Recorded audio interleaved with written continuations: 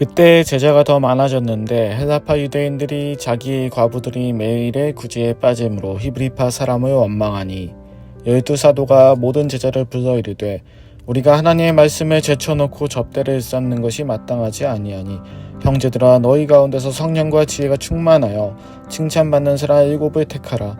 우리가 이 일을 그들에게 맡기고 우리는 오로지 기도하는 일과 말씀 사역에 힘쓰리라 하니 온 무리가 이 말을 기뻐하여 믿음과 성령이 충만한 사람 스데반과 또 빌립과 브로그로와 니가노로와 디몬과 바베나와 유대교에 입교했다 안디옥 사람 니고야를 택하여 사도들 앞에 세우니 사도들이 기도하고 그들에게 안수하니라. 하나님의 말씀이 점점 왕성하여 예루살렘에 있는 제자의 수가 더 심히 많아지고 허다한 제사장의 무리도 이 도에 복종하니라.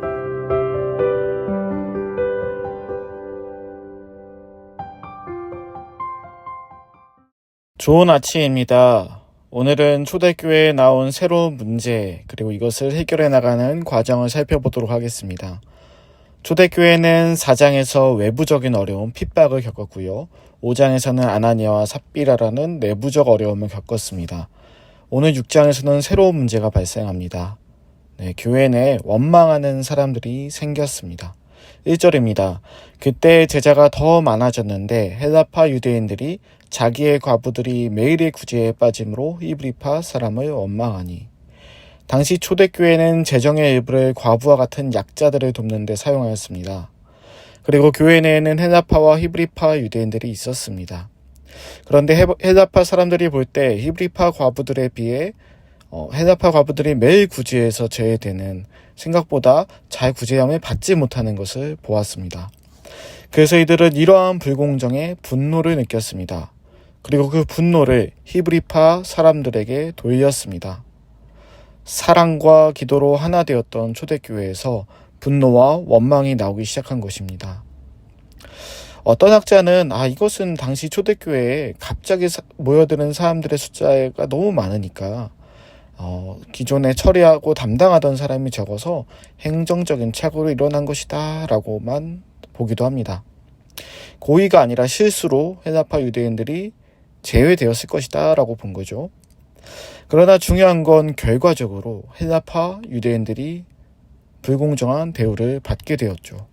그리고 이것이 그들로 하여금 원망함이라는 감정을 갖도록 하였습니다. 원망함이라는 감정은 사실 분노로부터 시작됩니다. 내가 이러한 대우를 받게 되나? 라는 그러한 분노. 내 기준으로는 이해되지 않는 현상에 대한 분노. 우리는 이해할 수 없고 남에 비해 그만한 대접을 받지 못할 때 원망의 화살을 누군가에게 돌리곤 합니다.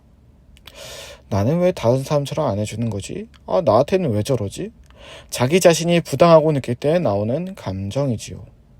이러한 원망함이라는 감정에 휩싸이지 않기 위해 우리가 가장 먼저 가져야 할 마음은 이것입니다. 교회를 세우신 하나님은 완벽하신 분이지만 그분의 은혜로 모인 우리는 그 누구도 완전할 수 없다는 것입니다. 인생의 경험이나 지식, 다른 것으로는 인간은 결코 완벽해질 수 없습니다. 본문 2절에 보시면 사도행전 1장부터 5장까지 그렇게 완벽하게만 묘사되던 사도들이 자신들의 부족한 점을 인정하는 것이 나옵니다. 2절입니다. 12사도가 모든 제자를 불러 이르되 우리가 하나님의 말씀을 제쳐놓고 접대를 쌓는 것이 마땅하지 아니하니. 당시 사도들은 기도와 말씀을 전하는 사역 외에도 행정과 구제 등의 실무적인 사역에도 많은 시간과 에너지를 할애하였습니다. 뒤집어 말하면 이들은 행정과 구제 등 실무적인 사역에 힘을 많이 이미 쏟은 상태에서도 기도와 말씀 선포라는 본질적인 사역도 해야 했던 것입니다. 성령의 도우심을 힘입어 하던 사역이지만 여전히 불완전한 인간으로서는 모든 사람들을 만족시킬 수 있는 사역은 불가능했습니다. 사도들은 자신들의 불완전함을 인정했습니다. 성령이 충만하다고 많은 기적들을 행했다고 자신들이 이전처럼 잘 감당할 수 있을 것이라고 과신하지 않았습니다. 오히려 한계를 인정했고 3, 4절의 말씀처럼 7 집사를 택하여 세웠습니다. 그럼에도 다행인 건 이들이 세운 기준에 대해서는 원망하는 사람들이 없었다는 것입니다. 사도들은 돈이 많거나 사회적 지위가 높은 사람에게 사역을 분담하지 않았습니다. 3절의 표현대로 성령이 충만한 사람을 세웠습니다. 교회 내 이미 칭찬받는 사람을 세웠습니다. 비록 자신들의 사역에서 완벽하지 못한 부분들이 있었지만 누군가는 시험에 들고 원망하기도 하였지만 적어도 이들은 자신들의 부족함은 알았습니다. 그리고 그 부족한 부분을 해결하기 위한 방법도 알고 있었습니다. 사도들의 이러한 방법을 듣고 교회 내에 원망함은 더 이상 없었습니다. 5절을 보면 히브리파와 헬라파를 포함하여 모두가 기쁘게 이 말을 받았다고 나옵니다. 오늘 말씀을 정리해 보겠습니다.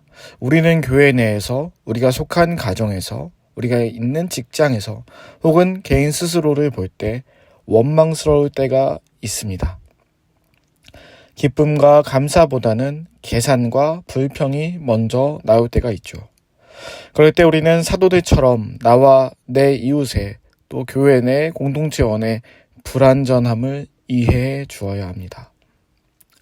내가 보기에는 완벽하지 못하고 부족함이 많아도 나 역시 그러한 불완전한 존재이기에 오히려 격려해주고 기도해주며 하나님의 도우심에 따라 잘 지혜롭게 모든 일을 감당할 수 있도록 응원해 주어야 할 것입니다.